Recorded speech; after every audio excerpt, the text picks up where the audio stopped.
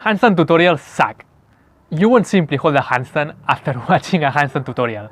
In this video, I'm gonna cover the 5 reasons why most people fail with handstands so that you can finally get on the right path to achieve a solid and long handstand hold. The first reason why most people fail with handstands is that they don't follow any plan. And I get it, because when you want to learn the push-up, for example, you just go into YouTube and watch a push-up tutorial, then you apply different form cues that you have learned from the video, and boom, you can do a push-up, right? But for a handstand, it's different. You need to follow a workout plan that has at least one exercise for these 3 core components. The first one is the body line. This means doing some floor exercise that teach you the right position for a handstand. Then you want to do exercise about balance, so that you learn how to create balance with your hands and later on with your shoulders. And third, you want to do exercise for the entry. This means knowing how to get into a handstand with the kick up or whatever. Normally the kick up is the best way to entry to start out with handstands. And you don't want to do this for one day or one day a week. You want to do this more frequently. The handstand is a skill that needs practice, and you want to practice it ideally 4 times a week for 10 to 20 minutes and before your workouts. And if you have been on this channel for long, you may already know this. But yeah, if you are new to this, that's the most important thing that you want to know. And if you want a handstand workout, I have a free handstand workout. It's a sample workout from my handstand program, and I will put a link down below so that you can get access to it. The second reason why most people fail is what I call handstand burnout. And I see this happening especially on the younger guys. I experienced it myself, and this happens when you train handstands almost every day for more than 30 minutes or an hour, and still, because you are new, your body is not ready for this super high volume. And what happens is that you end up developing wrist pain, and also it's very psychologically taxing, because you think that the more that you put into it is the more that you get out of it, right? But it doesn't work that way. So if you think that you are doing this mistake, what I would recommend you to do would be to train less, of course, train like 20 minutes, 30 minutes maximum, but 20 minutes is a good mark, for 5 days a week, and make sure that you are doing perfect practice. This means that you make every set count, meaning that when you are doing an exercise, you are so focused on what you are doing that that's what it takes to actually progress fast with handstands, instead of doing all this mindless training, if that makes sense. The third reason why most people fail with handstands is physical limitations. So handstands has 2 main things: the physical component and the technical component. Most people just know the technical side because it's what most people talk about on the tutorials. This means the position of your shoulders, of your hips, what you need to do with your hands. That's perfect. I mean, this thing is totally necessary. But if you don't have the physical component on point, it doesn't matter like how good you are pressing the floor with your fingers, that you will fail. So the 2 most common physical limitations that I see on most people are shoulder stability. This means that you cannot stabilize your shoulders when you are upside down. And the second one, wrist pain, that they are experiencing pain, especially after they are like training for some weeks straight their handstand. You want to do conditioning exercise for both your shoulder and your wrist, and also do some proper warm-up before your handstand training. And the third limitation is shoulder mobility. But this is not as necessary as most people think that it is. You can hold a handstand in a banana shape. That's not optimal, of course, but you can still balance a handstand. So if you lack shoulder mobility, I still recommend you to improve that, but don't let that stop you from learning the handstand.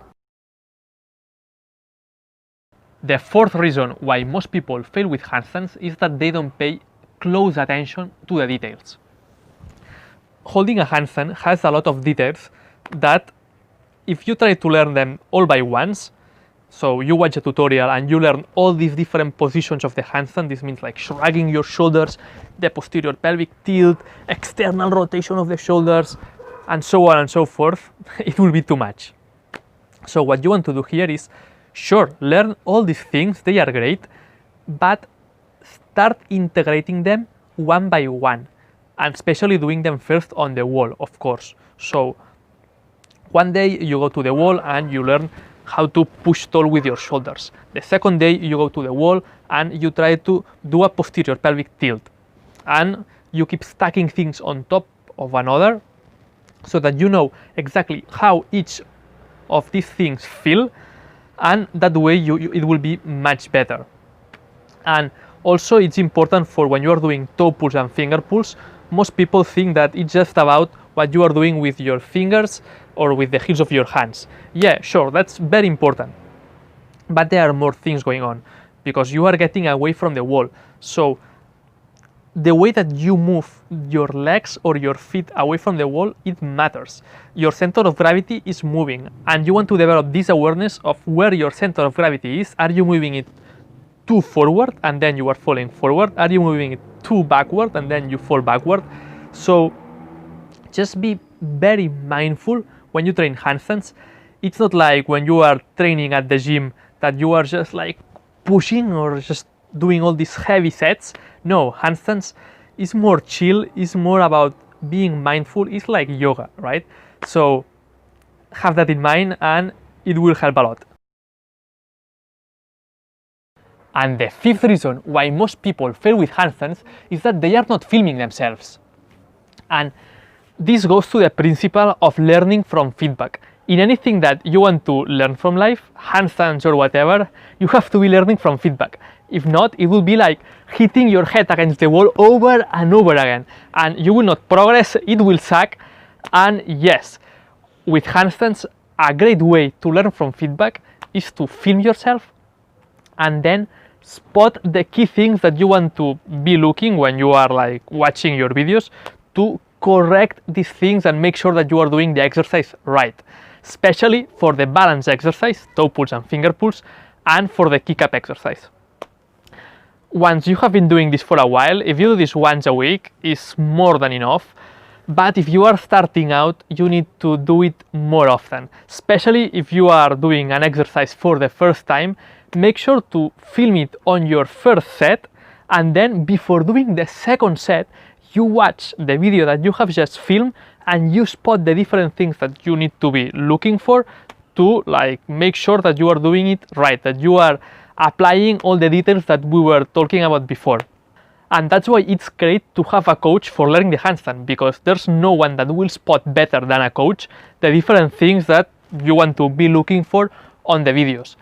But anyways, if you want to know like a little bit what you want to look for in the videos, the main thing of course is that your hips have to be stacked on top of your shoulders and on top of your wrists.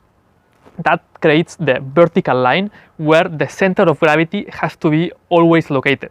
If the center of gravity goes forward or backward from this line, you will most likely lose balance. So that's the main thing. There's much more than that, but yes, create the habit of filming your videos, filming yourself for balance and kick up exercise, especially at the beginning when you are doing a new exercise.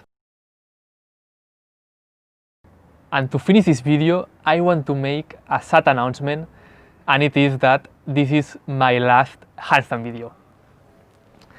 On the last year, like 90% of my videos were about handstands. And don't get me wrong, I loved it. It was a blast. I still remember like filming the follow along series, the handstand push-up video, the press to handstand video.